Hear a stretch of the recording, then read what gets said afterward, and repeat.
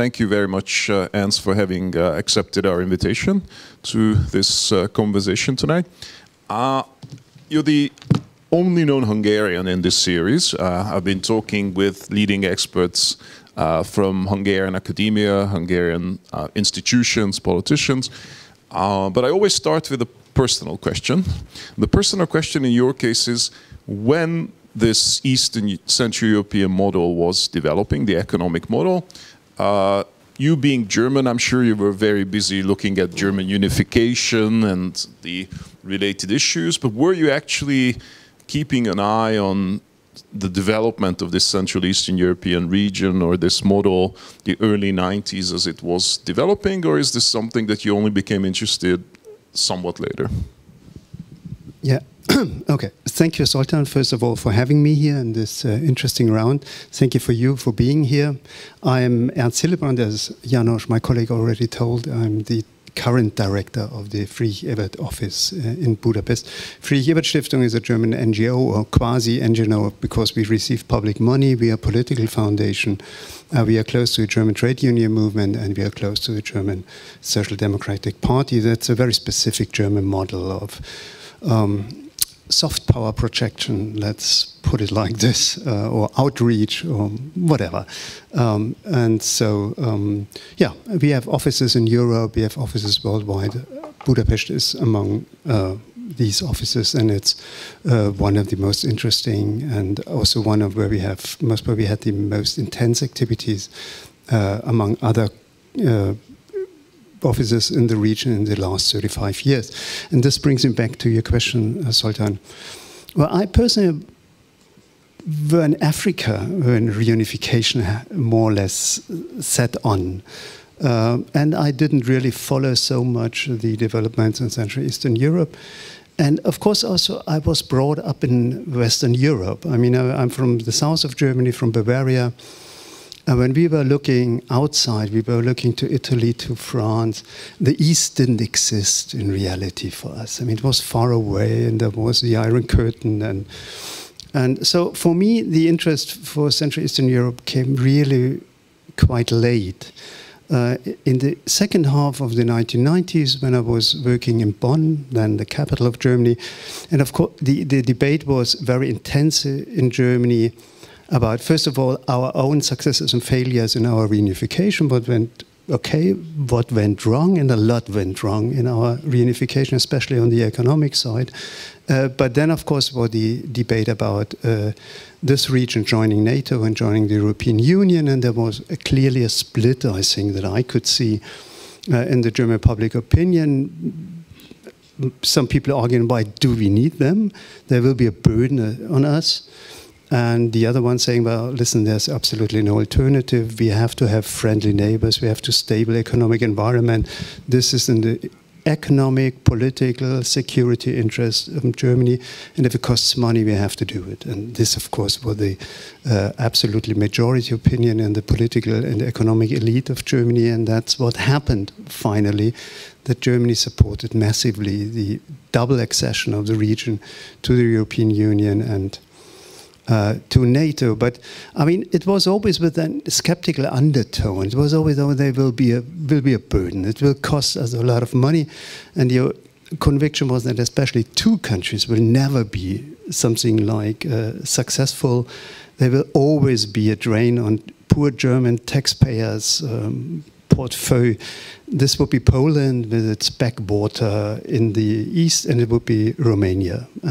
So the two, in reality, success stories of Central Eastern Europe economic development in the last 15 years, we were absolutely convinced that they will be really a drag on our finances. So my interest came later, really, in that time. So then, looking at it sort of in the longer run, when do you think that the Central Eastern European economic model was formed? What period basically created the model that we have today, and what processes created the model that we have today? So how would you characterize this, if there is such a thing as a common Central Eastern European economic model? And if there is one, when was it formed and how? Well, of course, it was formed in the 1990s, and now it's a brainchild and a practiced child of the period, which was the time of the Washington Consensus, basically a very liberal understanding of economic and institutional frameworks in the Western world, and also of the understanding of the common market, which also was a very liberal, neoliberal understanding of the freedoms in economic freedoms inside a common European economic system, with total mobility of labor, total mobility of capital and goods, of course. So I think it's what came into being was a mixture of a necessary consequence of the mainstream economic and political thinking of that time, but also a total lack of preparedness for the side of the Central Eastern European economic and political elites. I mean, what some people saw coming was the end, that the state socialism was hitting the end of the road. But I could not see much of a debate in these countries at that time about what could come after that. So it was really a system implosion. And so the people that took political responsibility after 1990 were totally ill-prepared. They had no concept, no idea, no clue what was coming upon them. They totally underestimated the mechanism of being integrated into Western European capitalism.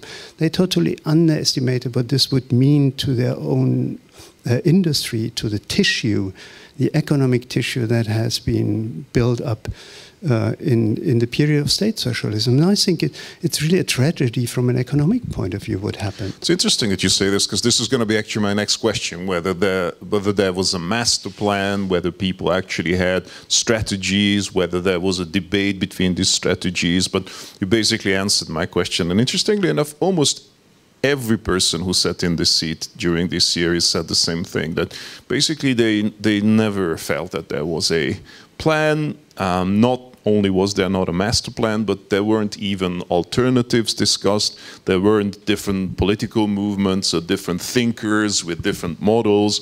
The common understanding seems to be that there was a generic model of capitalism. Basically, you have to have, private enterprise, you have to have a stock exchange, you have to have banks, and once you've created this kind of most basic generic institutions, then you have capitalism, and then it's going to work wonders. And as you say, that was the neoliberal consensus at the time. Also, I think in academia at the time, there weren't too many models. I mean, most of the modeling of, varieties of capitalism and all, that came later. So in some sense, I would say, perhaps we can kind of ease the burden on the thinkers of the time and the responsibility, because even in the West, I think there was this kind of relatively strong consensus that neoliberalism had won, and there weren't that many debates, or? Well, I wouldn't necessarily agree. I mean, basically, you're right, of course. But I think that there had been an alternative model. We already in the 1980s, we had an upstarting debate about the East Asian miracle.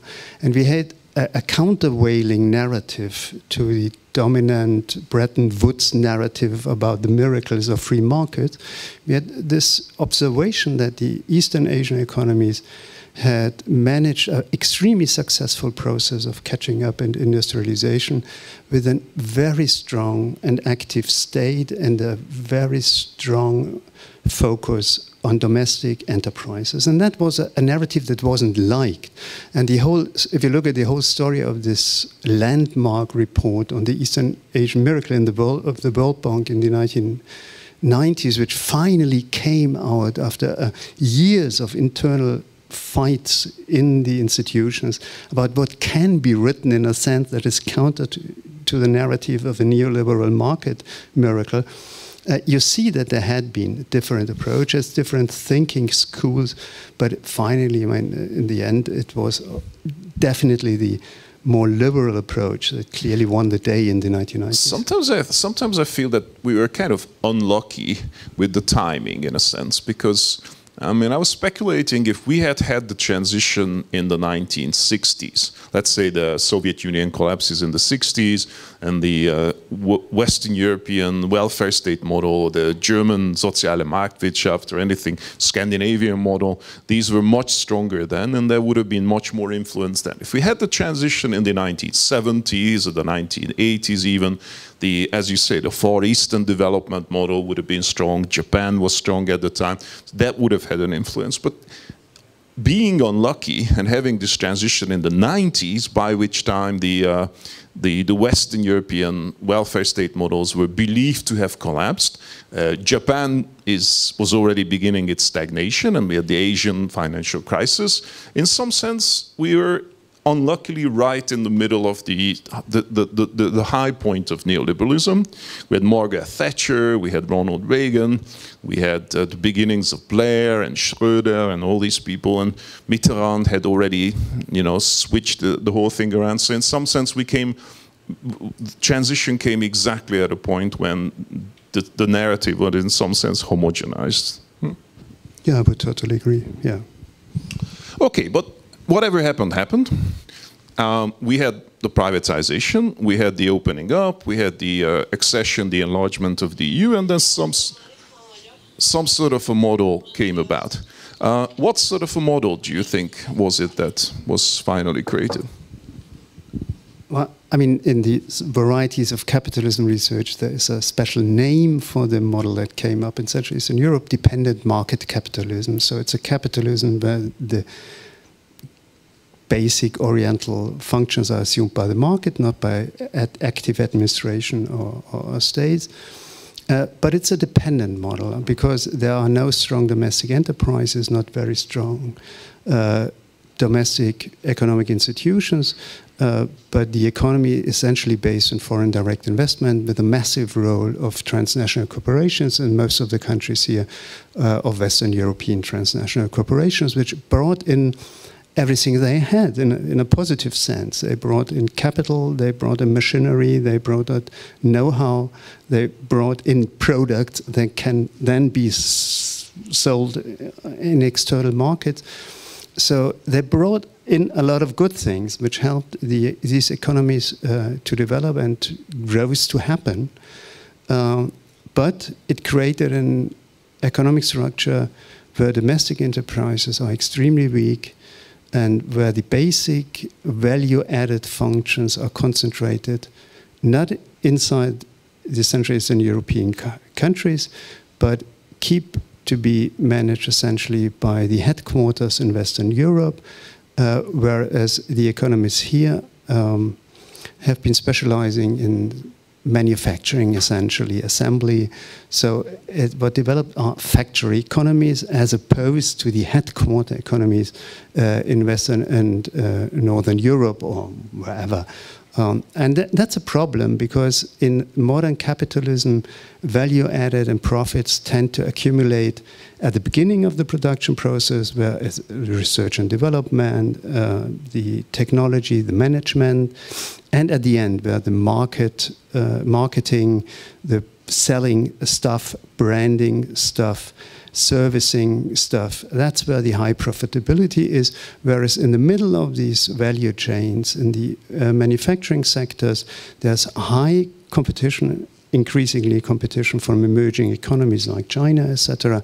And profit margins tend to be particularly low. Productivity in monetary terms as well tends to be quite low. And that's unfortunately the sector where most of the Central European economies have been specializing in this manufacturing sector.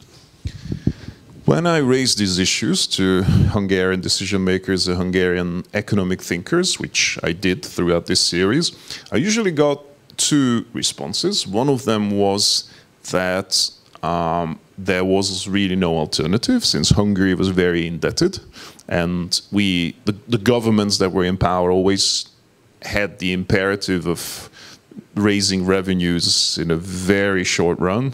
So their thinking was, let's sell as much as we can because we need to balance the budget, we need to repay the debt, we need to service the debt. And that was driving the whole 1990s in Hungary. which of course doesn't apply necessarily to the other countries, but when I say, okay, but what about the other countries, they usually say, okay, the other countries try to privatize towards the inside, they try to create some kind of domestic ownership class, but look what happened.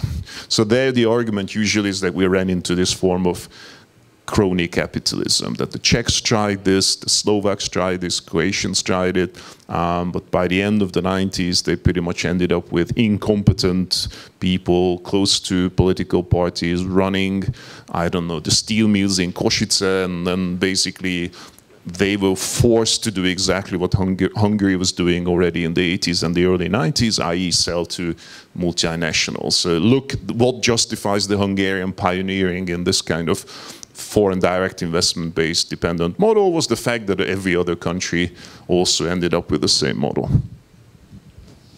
Well, that's, of course, absolutely difficult to tell. You know it better than me. Had there been an alternative? I mean, I would rather like to look at it from a German perspective. Would there have been an alternative to the way we did our reunification, which annihilated the Eastern German economy? Some people in the Social Democratic Party thought so. They were very skeptical about bringing the one-to-one exchange rate of the Eastern German market to the Western German market, because they said this will absolutely destroy the enterprises in the ex-DDR or GDR. But basically, the population didn't like this kind of prolonging into a long-term future, the catching up and the consumption and the access to the Western European goods, etc. So the pressure came more, I think, from the people in Eastern Germany to have a very rapid, quick integration into the Western German economy, and politicians, the part of the politician that had a clue about the long-term problems that will be created by this quick integration, and they were absolutely driven by the expectation of the voters and of the population. So I'm not sure whether politicians in Central Eastern Europe really had an alternative to open up very quickly and try to bring in those marvelous Western transnational corporations which were promising this very quick and solution of foreign direct investments, bringing in technology, bringing in the product. I think it's ex post. You can always say, "Wow, it was clear, it wasn't a good idea." But at that time, I'm not sure. My counter argument would be the Far East. The Far East was also in trouble. I mean, if you look at China, Deng Xiaoping in the 1970s, they were in deep trouble. And what they did was they opened up, but they didn't just open up to foreign direct investment, but they actually had a strategy to grow out of it and regain control and create their own enterprises and their own supply chains. And they had a long-term strategy. Same thing with Taiwan, same thing with Singapore, South Korea. So most of these countries, yes, they did invite foreign direct investment in at the beginning, but they were very conscious of the fact that you have to control your own supply chains, you have to have your own brands, you have to have your own firms. They were also heavily investing in human capital, and they were also under pressure in also many ways. They were under existential pressure a lot of the time, being, seriously threatened by neighboring countries. So I always think or Israel is another example. If countries around the world were able to do this, I don't honestly buy this argument that politicians were under so much time pressure and so much popular pressure that this was the only alternative to sell to Western European investors. Well, you can argue about that. It's totally counterfactual, but I think you can. There's a difference between East Asia and the situation at the early 1990s in Central Eastern Europe and Eastern Europe. I mean, in East Asia, it was a long-term process. It was an extremely stable, authoritarian political setting where long-term projects, of course, can be executed much easier than in a democracy. And they hadn't had this implosion that just the state socialism, Central Eastern Europe imploded in every respect. The system imploded. And I mean, if you look at the numbers, the reduction in GDP in Central Eastern Europe in Eastern Europe in the early 1990s was higher than during Second World War. This was really a total collapse of the economy, and you have to come up with a quick fix for this kind of problem. A quick fix that rhymes with democracy, that people can express their insatisfaction of the concrete situation they're living in. So I'm really not sure whether there has been a good alternative to this quick fix. And then, I mean, it was the spirit of the 1990s. Eastern Asian development strategies unfolded in the 1960s, essentially. And they had a long time to go before neoliberalism kicked in. And what we saw, for example, that when it kicked in with the Asian financial crisis in the late 1990s, it had similar pressures on the governments in these countries to privatize, build back the state, influence in the economy. So they just were stable enough and had strong enough domestic enterprises by that point in time to be able to resist this pressure. Whereas in this imploded Central Eastern European economies, there was nothing to clinch to somehow. Right. I mean, I don't want to take this too far because obviously our topic here is Central and Eastern Europe, but I would say, you know, the Chinese were keeping an eye on Russia, they were keeping an eye on our region. We know that they were literally learning from Central Eastern European economists, and the conclusion that they came to was exactly that you don't let your society implode. So if you want to have an economic transition, you have to keep the political control, you have to keep society together, and then you have a more efficient way of transitioning. But let's focus away from Asia, and let's focus back on Central and Eastern Europe. We have what we have now. So history is history, it's all, you know, bygone. We have now what we have. Do you feel that politicians in Central and Eastern Europe actually recognize whatever we're talking about? So this is more like an academic description of the model, the foreign direct investment dependent model. Do you think there's widespread understanding in political elites in Poland, Slovakia, Czech Republic, Hungary, Romania about the fact that we have this model and the sort of drawbacks of this model? No, I don't have. But then, of course, you have, again, you can look at the broader picture. 2 years ago, I spoke about a person that is responsible for economic policy thinking in my party, the Social Democratic Party of Germany. And he said, listen, in the parliamentarian party, in the faction, SPD in the Bundestag, there are perhaps 5 people that are interested in economic questions. And whenever it becomes a bit more tricky, they phone us to come up with a short paper that helps them to formulate their positions. I don't know whether that's right. I hope it's not right. But still, I think a hard interest in economic questions is something which is amazingly rare in European politics in general at the moment. Since very recently, I think politicians did not take the question of the future of our economic development very serious. They thought, well, everything going to go ahead as it was. Perhaps we have to make some small adjustment, not small, but some adjustment when it comes to about carbon intensity and green transition. But basically, our institutions are stable, our enterprises are stable, our growth model is okay, and there is not much of interest in economic questions, I would say. It's changing. You see it at the level of the European Union. They came up recently with a more consistent approach towards industrial policies, towards innovation policies. So there's a growing consciousness that the European economy as a whole might be entering troubled waters, and there should be some kind of rethink about how we can make our economic model future-proof. Having said this, I think there's still a difference between parts of Western Europe and Central Eastern Europe. The lack of interest in the economy seems to be more stronger here than in some parts of Western Europe. I think that's a very, very important observation there, because I always had this feeling as well that, for instance, when countries talk about the European Union, when the British were part of the European Union, they used to have the European Union pages were the business pages, basically.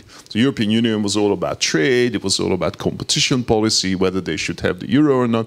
And then I remember going to conferences in Germany where the European Union pages were on the culture pages.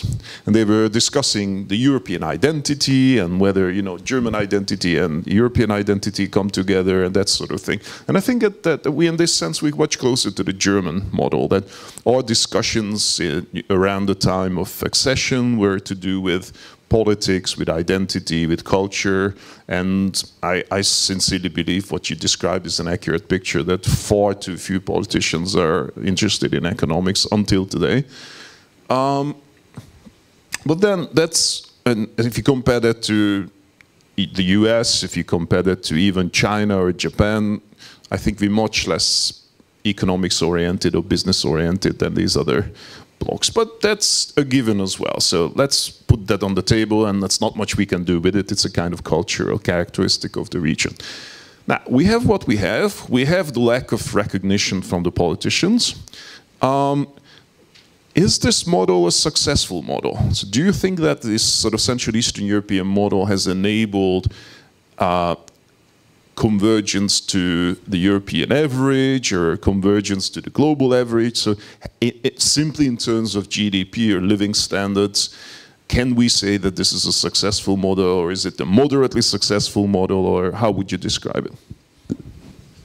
Well, let's put it, from the choices you gave me, I would take the moderately successive model. I think that has had its clear successes. I mean, there was a clear catching up process, there was a clear conversion process to the averages of the European Union. I think standards of living have been rising all over Central Eastern Europe in the last 2 decades. Quality of living, quality of the environment, there are lots of stuff that has become better. So I think, yeah, it's a success story in a certain sense, and it brought stability to a region where it was not foretold that it would be politically stable and institutionally stable. I mean, if you look at the history of Central Eastern Europe in the 20th century, there was no guarantee that this would be a stable region after the implosion of state socialism. So I think, by and large, it's a quite impressive success story. Nevertheless, this model of functional integration into European value chains as manufacturing economies is hitting its limits. And that's, I think, where politicians should wake up. They should understand that the model they could rely upon to function decently well under the given circumstances of the last 2 decades will not function in the future.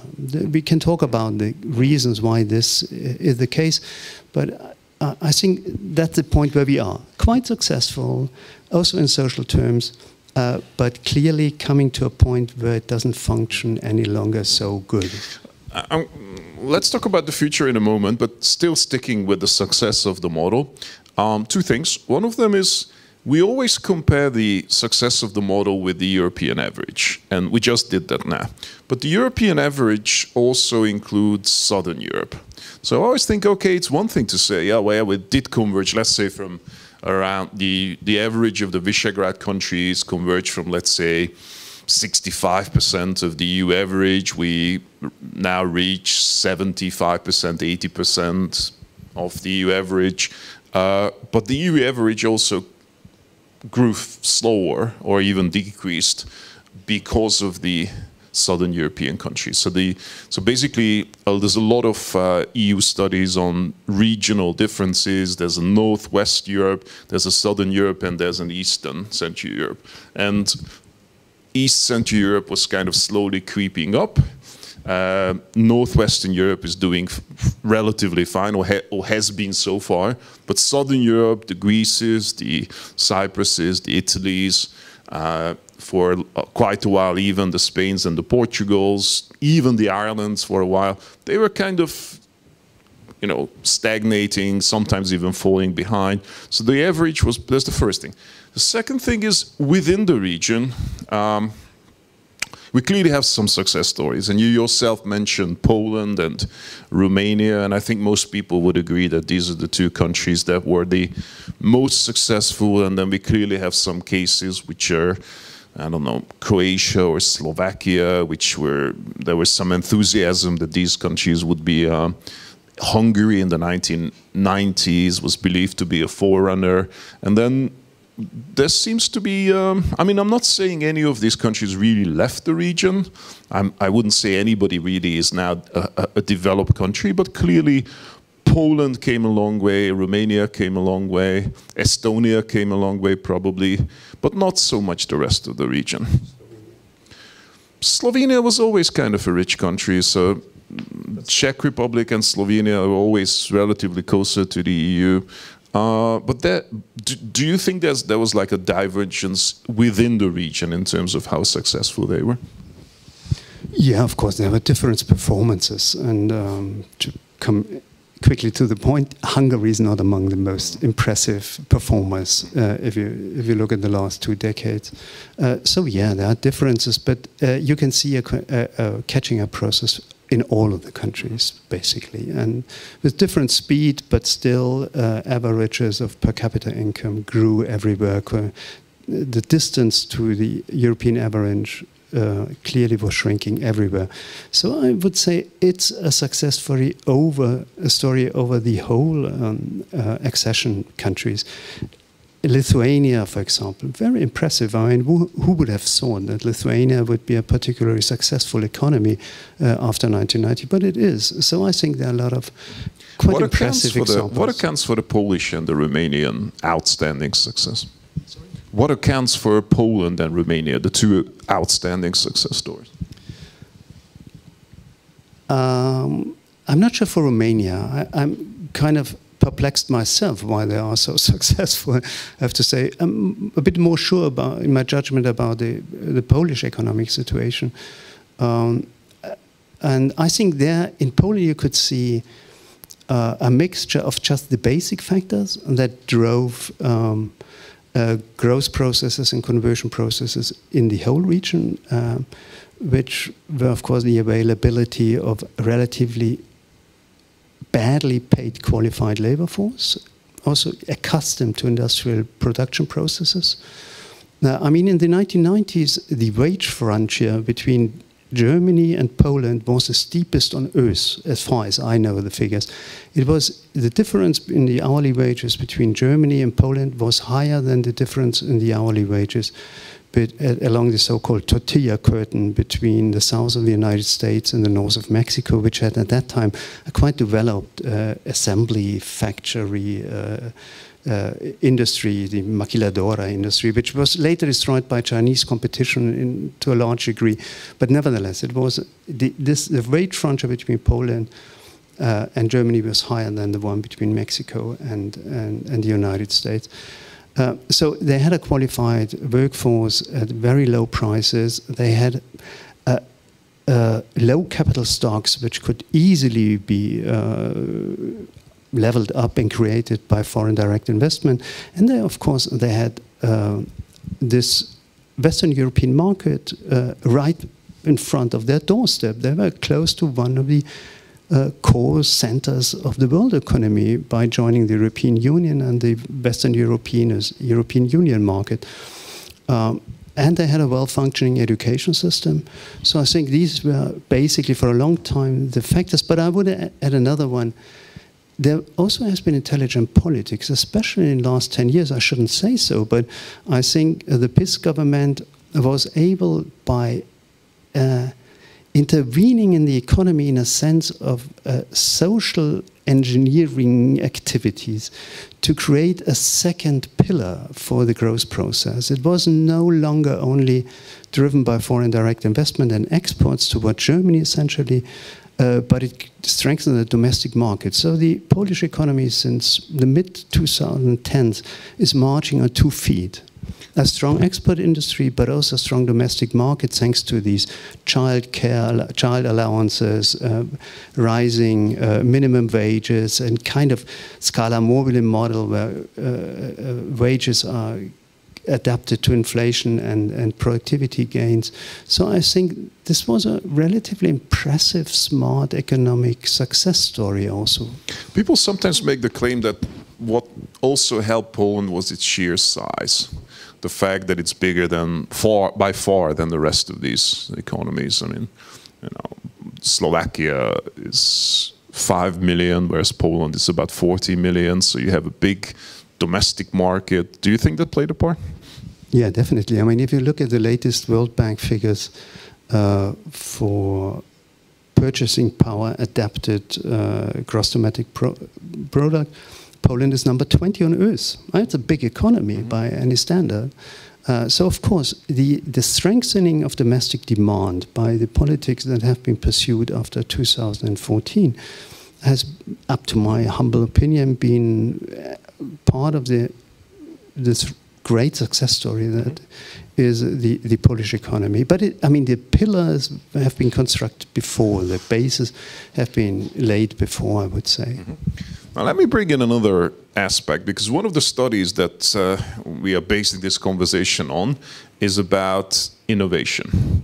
And interestingly enough, if you look at, and one of the sort of prescriptions about how to move on from the foreign direct investment-based model towards a more sustainable model is to concentrate on innovation and research and development and basically more technology-driven economic development. But I'm looking at the figures about the current innovation performance of these countries. And what I'm seeing is that both Poland and Romania are amongst the countries which have the least innovation in the entire region. So one thing that we definitely are not seeing is an innovation-based fast convergence, either in the case of Poland or Romania. Yeah, that's definitely true, and that's part of the problem. It's also the reason why we came up with this series of studies at Stiftung, because that's part of the problem. We see that this low innovation dependent market capitalism growth model will definitely see limits in the years to come. And for this conversion process, this catching up process, this growth process to keep going, the countries need a new economic strategy, a new growth model. And this growth model, under the future circumstances where these economies will have to exist inside the European Union, but also inside a globalized economy, will need much more innovative enterprises. And that's where the limits of these dependent marketalism become so hurting, because there are no strong national enterprises that would be able to proceed in that direction. I mean, in Germany, 2/3 of the research and development in the economy is done within enterprises in the private sector, and only 1/3 is public money in universities, research centers, etc. So if you don't have innovative technology enterprises that are able to operate at the technological frontier of the sector they are active in, these countries will see clearly some severe growth hurdles in the future. I mean, there are marvelous EU statistics on everything, and one of the most impressive personally for me was the one on the 1,000 most innovative enterprises in Europe, conceived as the 1,000 enterprises that spend most on research and development. And among these 1,000 European enterprises that spend most on research and development, there are only 6 from the accession countries, 6 from 1,000. So you clearly see that the current economic structure, the current structure of enterprises and is not very good for the challenges of a more technology-intense growth model. Which kind of makes you wonder, because in development economics we have this thing called a Solov model of development, where you have one factor of development is employing more capital, another factor of development is involving more labor, and the third factor is kind of technology, or how we do things, everything else. And if the Polish and the Romanian cases, which were the most successful forms of convergence in this region, they were not driven by innovation, and it seems from the data that they were not, then it seems to me that the explanation for both the Polish and the Romanian cases was that they were basically able to deploy more capital and more labor, so people got involved in the economy. People who had, you know, there was unemployment before that was reduced. People got jobs. There was capital deployed. They were building roads, and in the case of Poland, even a railway network, decent railway network. In the case of Romania, but even Bulgaria, my hunch is basically that they were just basically converging to Visegrad. They were basically, if you build roads, if you renovate your houses, if you just, you know, restart the economy from the slump of the early 90s, then you get fast convergence. You're deploying more labor, you're deploying more capital. You're not technology intensive, but it's basically a convergence based on more capital and more labor, and that has its limits. I mean, you can describe it like this, but you can also tell the other story. It's the other way around. Of course, foreign direct investment brought loads of technology to these countries. There was a massive upscaling of technological levels in these countries. But it was important technology, but nevertheless, I mean, whether you develop the machinery yourself or whether the interesting thing is how productive is the machinery you have installed in your fabric flow, enterprise flow. And of course, FDI brought in an extremely high level of productivity and technology. And if you look at the export statistics, Central Eastern European countries not only are among the world's most industrialized countries, but they are also among the top technology exporters. And they are among the top countries when it comes to the economic complexity of the economy, so the variety of goods that inside the country can be produced. So this was not all non-technologically driven growth. It really, these transnational enterprises brought all their knowledge in there.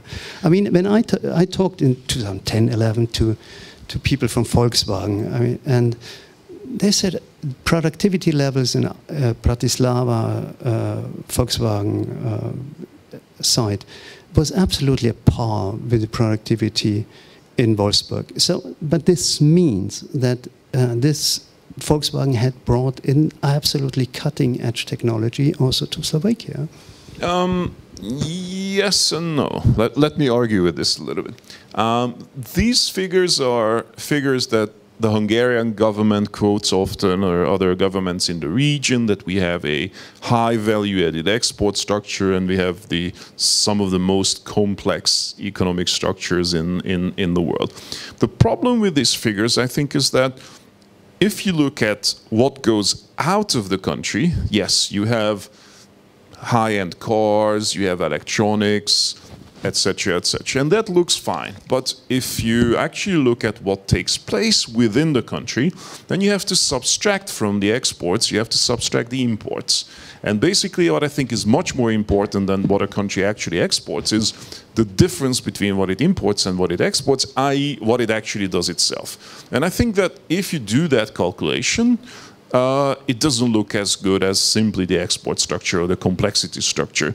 So I think we're fooling ourselves in a way if we only look at the complexity or the export structure of the economy.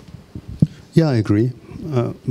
Basically, I mean, of course, you have to. If you look at the inputs and the imports, and of course, value added in the countries is not very high, and that's part of the problem.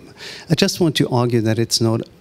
This growth process of the last decades not only has been capital and cheap labor, I think there also has been a massive inflow of process innovation and production innovation, which has driven this relatively good performance. True, but once again we come back to this value added, the different levels of value added. So what I think we're really saying is that at the level at which these economies are performing, i.e. at the level of assembly and manufacturing.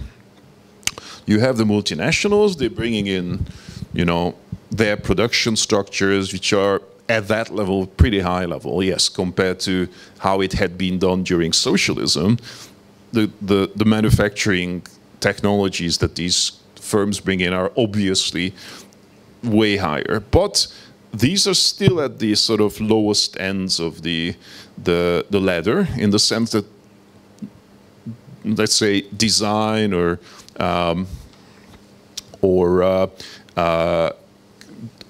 research and development, the real innovation still takes place in the home-based economies. So let's say you're producing high-end cars in Hungary or Czech Republic or something, your export structure looks fine, but you're actually really putting together the cars which had been designed in, let's say, Ingolstadt.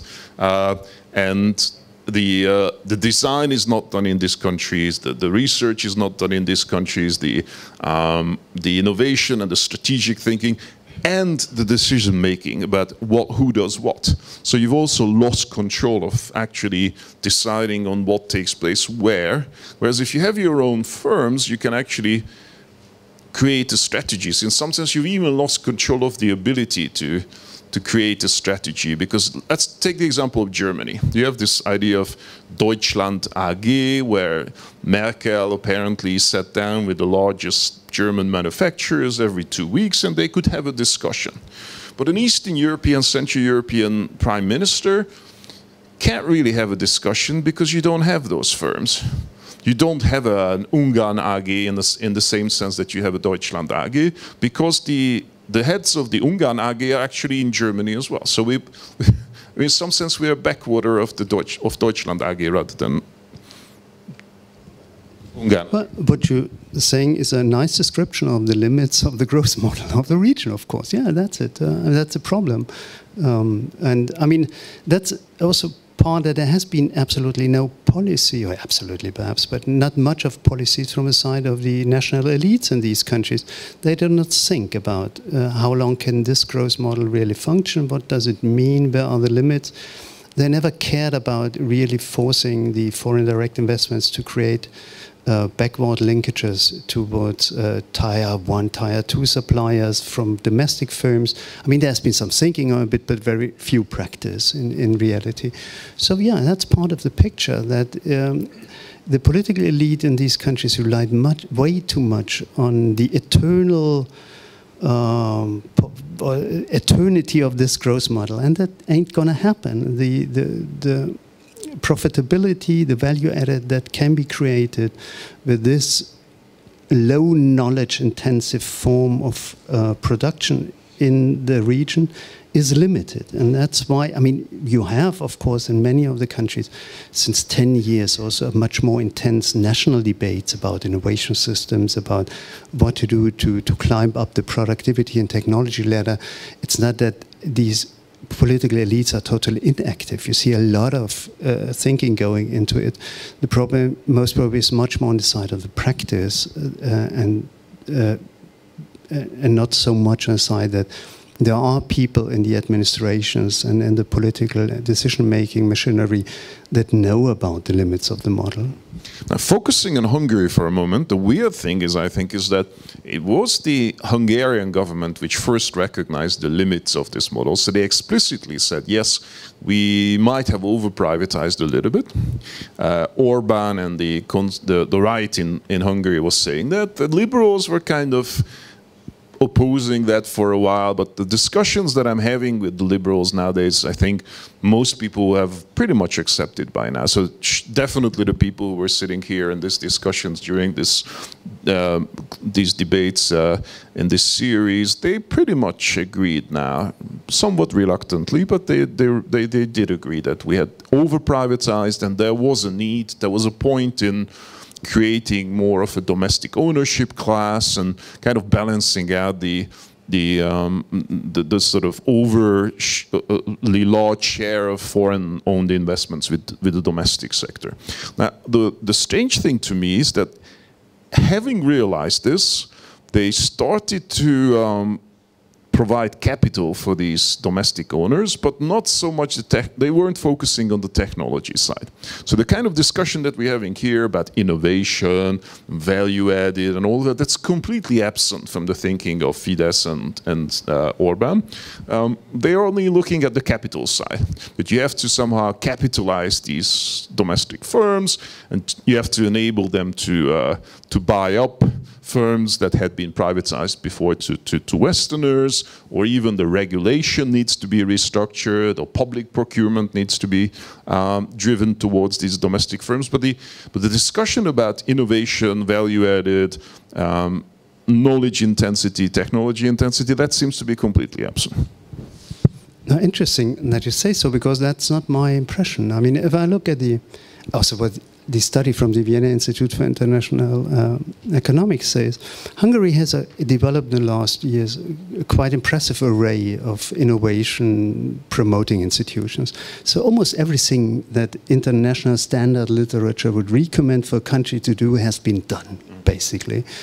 And when I listen to what Hungarian politicians tell in Germany when they talk about German investments, of course, they always insist on the fact that they want more knowledge-intense parts of the production process to be relocated to Hungary. They praise the availability of digital competencies, engineers, human capital here in Hungary. So I think at the rhetoric level, this is taking place. I mean, and it's also interesting that my impression is that nationalistic governments have always been more sensitive to this question than the liberal cosmopolitan believers in the beauty of the free hand on a global scale somehow. And conservative is also a case in Poland. PiS has been most probably the political party that came up first with the idea that there has to be something like a national catching up strategy which insists much more on technology and technological capacities. It's interesting, for example, that the Prime Minister of Poland, for PiS Prime Minister Mateusz Morawiecki, he was the one who wrote a preface for the Polish edition of the more or less famous study of Marina Mazzucato on the state as an economic actor. And I think the liberals, and also part of the left liberals, center-left politicians, for a long time were behind the nationalist politicians when it came to thinking about the role of domestic enterprises, domestic capital, domestic knowledge as a key driver of economic progress. In general, I agree. I think, yes, the shift was driven by more nationalistic politicians, and more liberal politicians followed after a while. But in specific, when you actually look at the actual steps taken, what you find a lot is that if you look at figures like the amount spent on education, the salaries of teachers, the amount spent on healthcare, the amount spent on research and development, they're far behind not only Western Europe, but really the benchmarks here are the countries that are spending a lot. So if you really want to converge, if you want to join the club of richest countries, you have to spend, I don't know, something like 3% on R&D, for instance, and some countries spend even more. So the Japanese or the Israelis would spend 4 or 5% easily on research and development, where you have Hungary spends about 1.5%, Slovakia doesn't even spend 1%, Romania doesn't even spend 1%. There's no country in the region which even comes close to 3%. Teacher salaries are terrible all across the region. Healthcare systems are in a terrible shape. And I would argue that given the kind of backwardness of these countries in terms of human capital, you would probably need to spend more than the EU average in all of these rather than less. It wouldn't even be enough to converge to the average in terms of spending on this sort of human capital building subsystems of the state, but we're actually not even there. We're not even spending as much as the EU average. Yeah, I would agree. I mean, there's an additional effect. I mean, as I told at the beginning, a high share of research and development in Western Europe, of course, comes from private enterprises and not from the state. So the state in Central Eastern Europe would have to play a much more active role, because essentially the real essential player, the private enterprises, are lacking. And this really proactive role in driving innovation and technology development in the country is not taken up by none of the state actors in none of the countries. So that's clear, and you're absolutely right. I mean, there's, especially in Hungary, but also in some other countries, a clear underestimation of the necessities to invest in human capital much more than used to be invested. And Hungary is irritating because they're just not putting the money to where their mouth is. Hungary would have to invest much more in human capital if it wants to stay true to this approach that is formulated by the government of having the ambition to become a highly innovative economy by 2040. But there's a clear gap between the rhetoric and the practical doing of many of the governments. But in Hungary, it's so striking because in the end, the narrative of Fidesz is a consistent one. When they talk about their economic strategy for the country, they insist on technology, they insist on innovation, but they don't do the necessary spending that would really be necessary to materialize these ambitions. Mm-hmm. Okay, let's take a look at the international context, because we have two countries which pretty much define where we are outside of our own countries. I think those two countries are Germany and China, increasingly. So much of this region has been dependent on the German economy. Hungary definitely, but also the Czech Republic, Slovakia, Slovenia, Poland have had massive investments from Germany. Germany is our key trading partner, etc., etc. But the German economy is in a weak condition. Some say it's even about to collapse because of the car. I'm reading analysis which are suggesting that the German car manufacturing sector is not likely to survive the next 5 to 10 years in face of Chinese competition. And German car manufacturing being a key industry of the German economy and being a key part of what has been invested into this region, I think if that happens, we'll suffer more than Germany does, because Germany has other stuff as well. But most of what we got from Germany was the car industry. And interestingly enough, during the same time, when we were not really investing into having our own brands, having our own innovation, etc., we suddenly realized that China was doing the homework. So China wasn't only talking the talk, but they were actually walking the walk. They had developed their own brands. They had invested in the human capital. They had invested in research and development. And we suddenly find ourselves being, in the same kind of position vis-a-vis China as we had been in vis-a-vis Germany. So we have now Chinese car manufacturers coming to Hungary to build electric cars. We have Chinese car battery factories building not only for the Chinese manufacturers, but also for the German car manufacturers which are present in Hungary. So we find ourselves in this weird new situation with a one-way dependency on Germany being replaced by a two-way dependency on Germany and China. What do you think about them? Yeah, I totally agree. I mean, I think many people, most people, were surprised by the speed to which China was able to catch up and become extremely competitive in so many sectors of industries. I mean, I remember in late 1990s or early 2000s, there's been an interview with a German manager. He said, yes, of course, inevitably China will become the fabric, the production side of the world. But it will be Germany that builds it. And we were quite proud of it, how we, with our smart technology and machinery, so we will profit from it. And it's true, and we profited. But unfortunately, now they start to produce stuff with the machinery we sold them. And they're starting to develop their own machinery and their own technologies. And I think many people in the Western world didn't foresee the extent and the speed to which this change would happen. I mean, we have been warned by Japan, we have been warned by Southern Korea, but we didn't foresee it really, and we didn't think about how to deal with it. So now, nevertheless, I'm not so skeptical about the German economy. I mean, if you look at a lot of indicators about competitiveness, innovation capacities, research and development, German enterprises are absolutely cutting edge on a global scale. They're extremely competitive when it comes to technology-intensive products. And I think the German car industry will get their act together.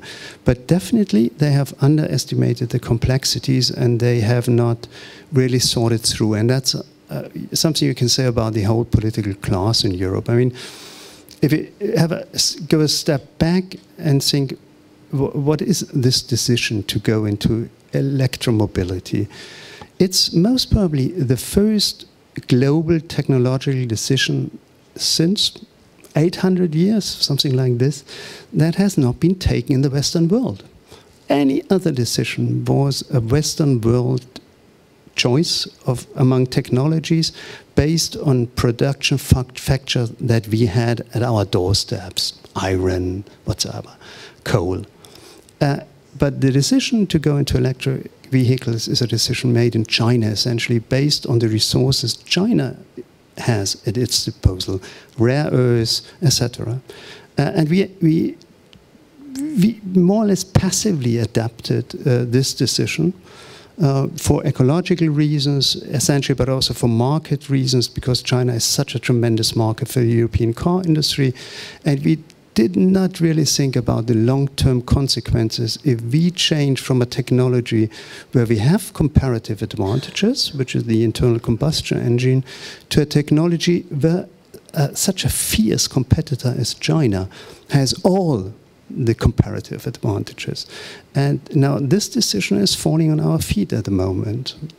So what makes you so optimistic then? Because when I asked you the question, I said the German car industry might even collapse. You gave this surprise face that, okay, is that even in the cards, that the collapse? And to me, I think it is in the cards if you think about it, because just like you mentioned, the technological advantage is with the Chinese manufacturers. The electric cars they produce are very competitive, especially the key part of the electric vehicle, which is the lithium-ion battery, and then you have rare earth metals, which are largely owned by China, processed by China. We don't have any in Europe, so if you read the Draghi report, you find that there's not a single technology in which Europe is competitive at the moment. We have extremely high energy prices. We have a trade war coming up, initiated by the Trump administration, but also partly initiated by Brussels, where we are putting tariffs on cars. But then the Chinese are placing their production to circumvent these. That's why they're coming to places like Hungary. What makes you optimistic that in the longer run, given all these advantages for China and all these disadvantages for Europe, it won't be the Chinese who win out? Well, I think in the end, there are a lot of question marks about in the current situation. We do not know whether battery electric vehicles will be the future of mobility.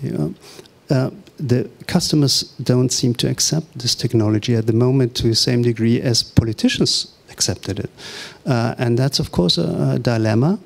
And for the moment, I don't see that the market share of battery electric vehicles is really exploding. But I mean, there's, of course, an ecological imperative, a carbon reduction imperative behind it.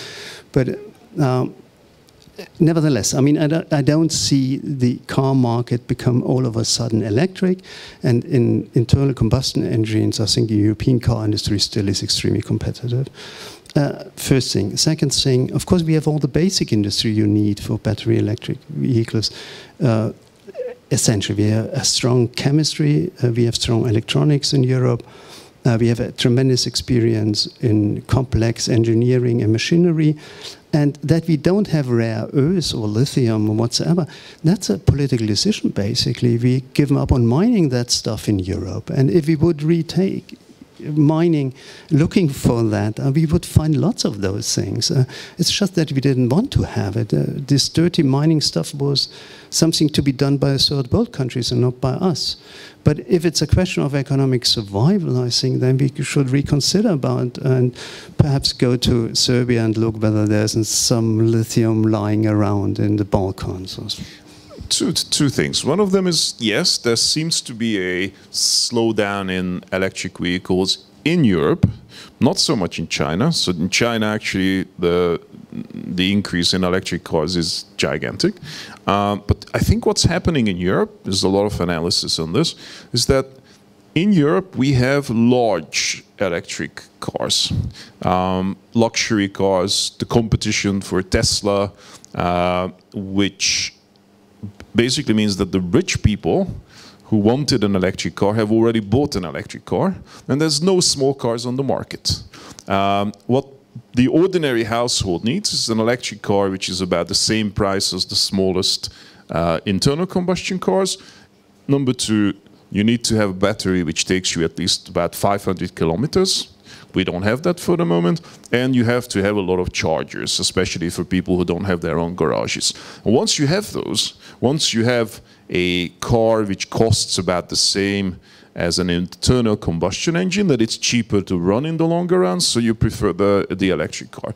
Once you have a battery which takes you 500 kilometers without having to recharge, we're not that far away from there, so there are some models already sold which are able to do that.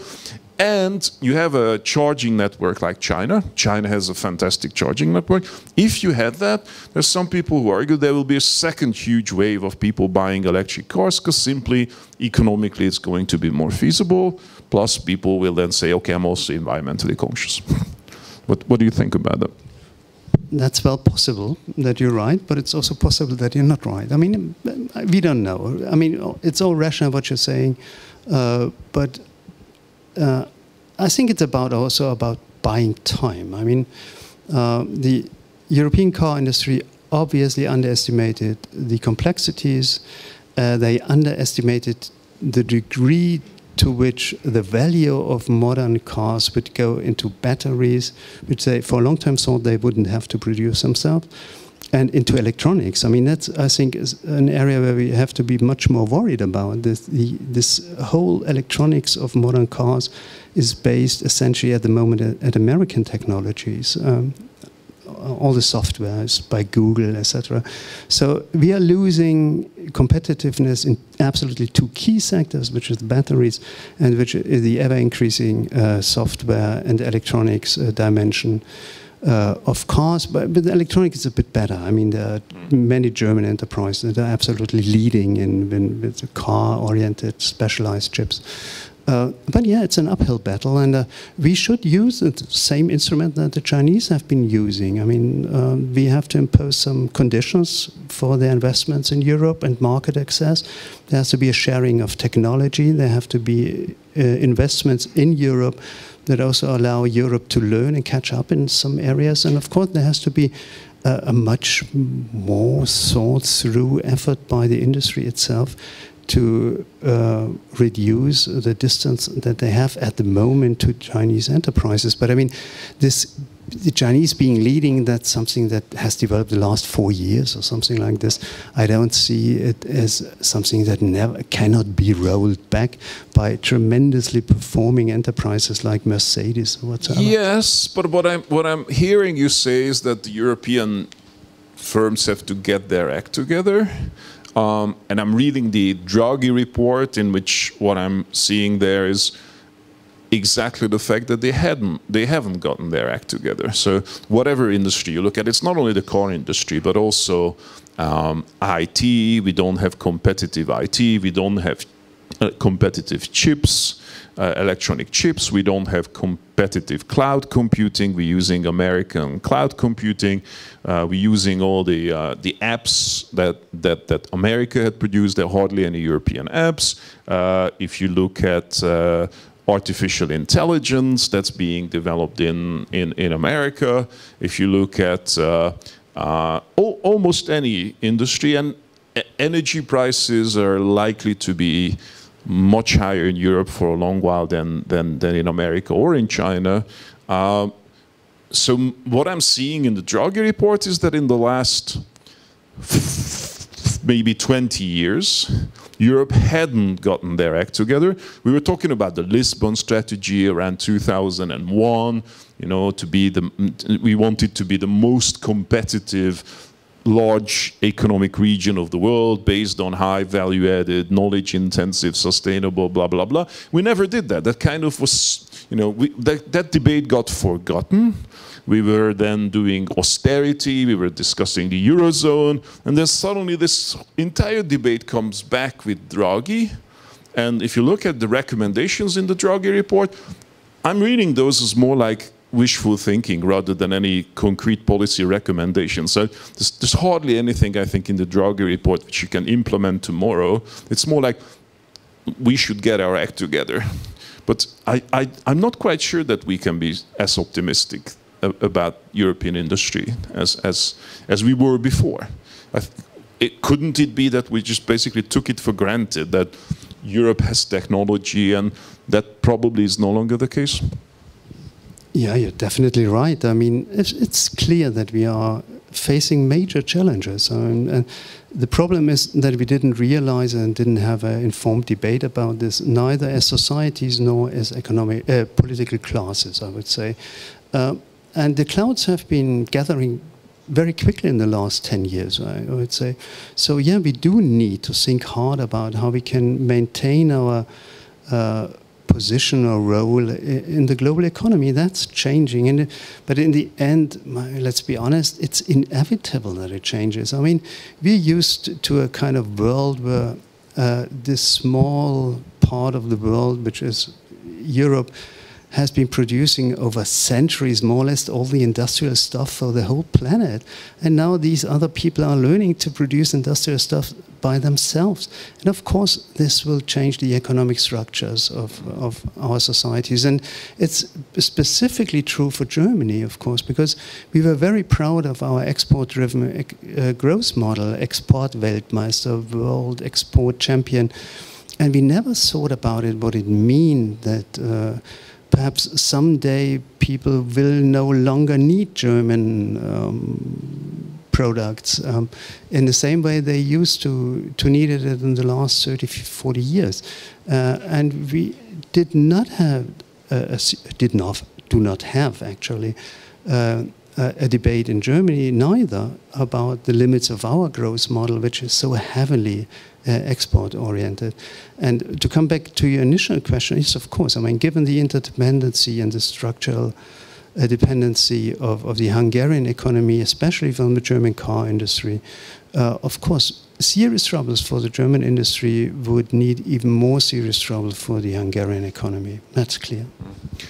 And as a response to that, the Hungarian government, and Viktor Orbán in particular, is talking about this idea of connectivity or economic neutrality. They're kind of pushing this agenda that the European Union is actually making a mistake by isolating itself from some other parts of the global economy, that this whole idea of decoupling, which the Americans had initiated, is not actually in the economic interest of Europe. And the thing is, there were so many instances when basically Orbán said one thing, people said no, no, no, and at the end of the day, what turned out to be the case was exactly what Viktor Orbán foreshadowed, for the better or for the worse. So sometimes this was for the worse, but he did forecast quite a few of these developments. Couldn't it be that that he's actually right on this, that it's not actually in the economic interest of Europe to be, for instance, decoupling from China. That actually we shoot ourselves in the foot if we try to decouple from China. Let the Americans do it. If Trump really wants to do this, then let them do it. But I mean, I personally see a huge difference between decoupling from Russia, which is a clear case of a political issue with values and common European security, but I don't see a commonality between Russia and China, for instance. I mean, China didn't invade another country. I think China is a much better place today as a consequence of the strategy of the West to open it up with trade and, you know, even with them being, couldn't it be that there is some element of truth in this issue of connectivity that they're pushing? Well, I wouldn't call it a strategy pursued by Viktor Orban, but a strategy pursued by the Western European industry since 40 years. I mean, we have been actively looking for coupling with this tremendous Chinese market. And still, of course, my impression is that this decoupling discourse creates a lot of headaches in German economic circles. I mean, there's one thing is this kind of reshoring debate, where you say, okay, global value chains have become too complex, too vulnerable to external shock. Let it be some Houthis shooting missiles in the Red Sea, and all of a sudden we don't have chips from. So there should be some kind of regionalization, de-globalization in the sense that we have less vulnerable value chains. I think this will happen, but that's a difference to the decoupling from China story, and that's something which for the great big German transnational corporations, of course, is extremely toxic topic, because the Chinese market has become so important for German enterprises. I mean, the standard figure has always been Mercedes and BMW have more or less 30% of their sales in the Chinese market, but 60% of their profits come from that market. So it is extremely important, and the German industry has absolutely no interest in deconnecting from this tremendous market, but also a tremendous source, of course, of technology and inputs and supplies. So for Europe, it's a tricky question. For Germany, especially a tricky question. I don't know what the final answer will be. Mm-hmm. Okay, we're kind of close to the end, but I still have one more question which relates to the future. What does it take, returning back to the Central European, Eastern European model of the factory model, as you called it, what does it take to change that? Do you see it changing in the sort of medium run? And what should, I mean, yeah, that's really the question. What does it take to change it? What will make the political class realize that there's an issue here, there's a challenge which needs to be tackled? And will they do that? Well, I think so, because the expectation in the population are there that living standard in Hungary should be like in Austria, and in Poland should be like in Germany. So I think more or less the pressure is there that this conversion process has to be kept up. And basically, I mean, it will not be easy, of course, but there are models that can at least be looked at. I mean, in this study that we have been asked to be written for us by the Vienna Institute for International Economics, they come up with two examples of successful innovation-oriented economies which have similar structural features as the current Central European economies. This is Ireland and Singapore.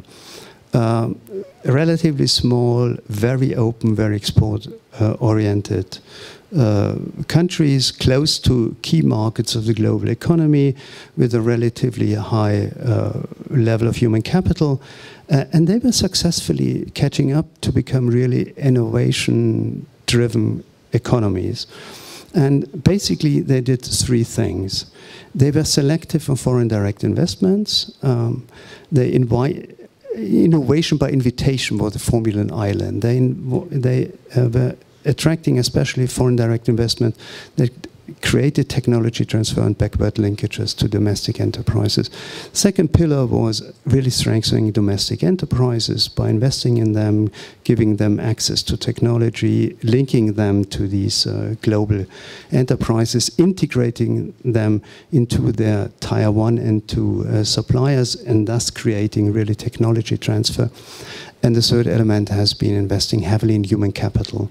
And I think if you take these three pillars of these success stories in Singapore and Ireland, if you pick the pieces that are feasible in Central Eastern Europe, there's a lot that can be done and that will allow to pursue this catching up process. Okay. Sounds to me like you're an optimistic man, and yes, I think as a conclusion we can safely conclude that one of the things that we should take from you is the optimism, because we tend to be much more negative about the political class and about the kind of future of this economic model. So I simply hope that you will be right, and I hope that your optimism will prevail and the political class will make that shift to this different kind of a model. And Hillebrand, thank you very much for the conversation. Thanks, Zoltán. Thanks to you.